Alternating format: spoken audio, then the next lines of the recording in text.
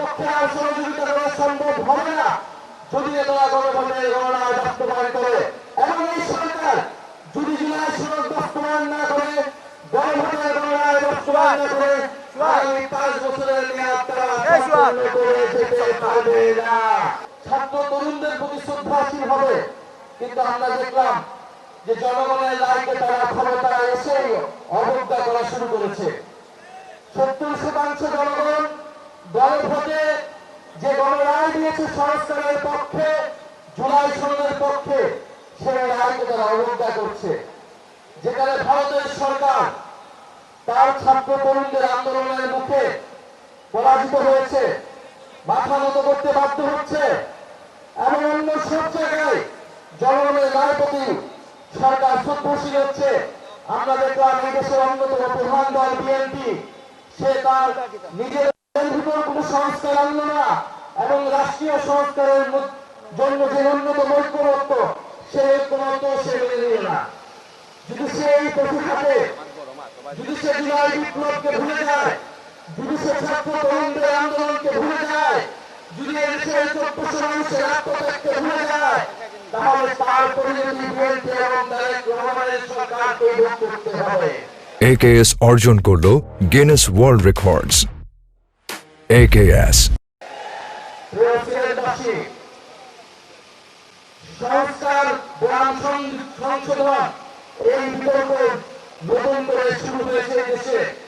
আমরা মনে করি এই বিতর্কের কোনো প্রয়োজন ছিল না।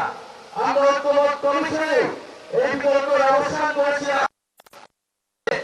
সংশোধনের মাধ্যমে দেশের সংবিধানের কোন মৌলিক কাঠামোর পরিবর্তন সম্ভব হবে না, দেশের কোন মৌলিক সংস্কার সম্ভব হবে না। ফলে আমাদের লাগবে সংস্কার পরিষদ অথবা গণপরিষদ। সেই সময় বিএনপি সংবিধান সংস্কার পরিষদ এবং গণভোটে রাজি হলো। নির্বাচিত হওয়ার পরে তারা সংস্কার কি সেটা ভুলে গিয়েছে। তাদের 31 দফাতে সংবিধান সংস্কার কমিশনের কথা উল্লেখ থাকলেও নির্বাচিত হওয়ার পরেও সংস্কার কি তারা ভুলে গিয়েছে। তারা এখন শুধু সংশোধন ছিল না, কিছু ছিল না। এবং বিএনপি সমর্থিত কিছু দালাল বুদ্ধিজীবী তারা প্রচার করছে দেশে সংশোধন প্রয়োজন, সংস্কার প্রয়োজন নেই। কিন্তু দেশের মানুষ সংস্কারের জন্য জীবন দিয়েছে। এই বিএনপি গত 16 বছর ধরে সংস্কারের মূলা ঝুলিয়ে, 31 দফার মূলা ঝুলিয়ে জনগণের সাথে প্রতারণা করেছে।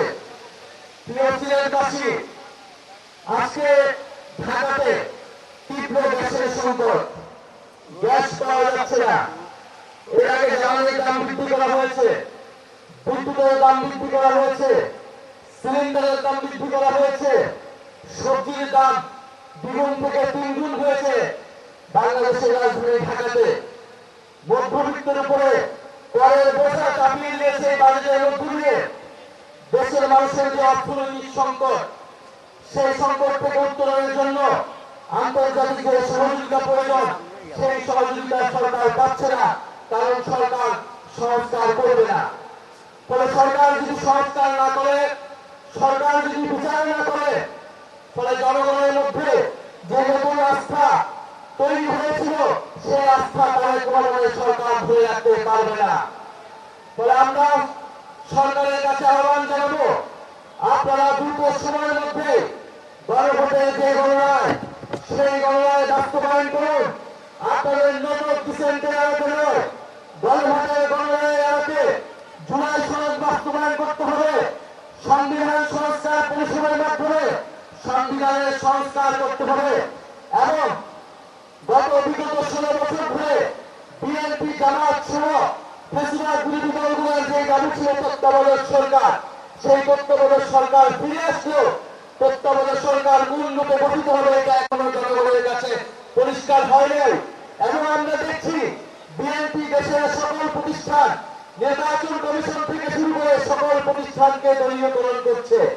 এই দলীয়করণের ফলে দেশের নির্বাচন ব্যবস্থার যে উন্নতি আমরা চেয়েছিলাম, সেই উন্নতি আবার সম্ভব হবে না।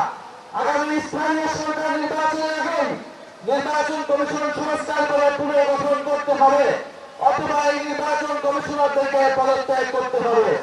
প্রিয় সিলেটবাসী, আজকে এই সমাবেশের মধ্য দিয়ে সিলেটে আমাদের যে 11 দলের বিভাগীয় সমাবেশ, সেই সমাবেশ হচ্ছে সমাপ্তি হতে যাচ্ছে। ঢাকার পরবর্তীতে মহাসমাবেশ অনুষ্ঠিত হবে এবং সেই মহাসমাবেশ থেকে আমাদের বৃহত্তর গণ আন্দোলনের দেখা দিবে। আমরা স্পষ্টভাবে বলেছি, এই সরকারকে আমাদের পক্ষে আর সহযোগিতা করা সম্ভব হবে না যদি তারা গণভোটের গণনায় বাস্তবায়ন করে। ফলে আমরা আশা করব সিলেটবাসী যেভাবে জুলাই বিপ্লবে যেভাবে রক্ত দিয়ে এই পুণ্যভূমি রক্ত দিয়ে দেশের গণতন্ত্র এবং সার্বভৌমত্বের পক্ষে দাঁড়িয়েছিলেন, আমাদের সংস্কারের পক্ষে, গণনায়ের পক্ষে আপনারা দুর্বার আন্দোলন গড়ে তুলবেন ইনশাআল্লাহ। সেই আন্দোলনের পক্ষে আমরা 11 দল ঐক্যবদ্ধ থাকবো।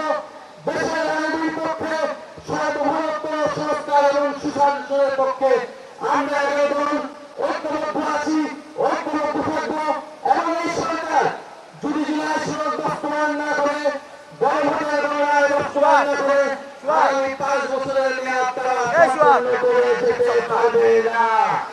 ফলে তারেক রহমানকে সিদ্ধান্ত নিতে হবে, তিনি কি 5 বছর নির্বাচিতভাবে ক্ষমতায় থাকতে চান, নাকি শেখ হাসিনা সহ পৃথিবীর অন্যান্য জায়গায় যে করুণ পরিণতি হচ্ছে জনগণের রায়কে অবহেলা করার জন্য, সেই পরিণতি তিনি ভোগ করতে চান। সিদ্ধান্ত তারেক রহমানকে নিতে হবে ইনশাআল্লাহ। দেখা হবে বিজয়ে। আসসালামু আলাইকুম।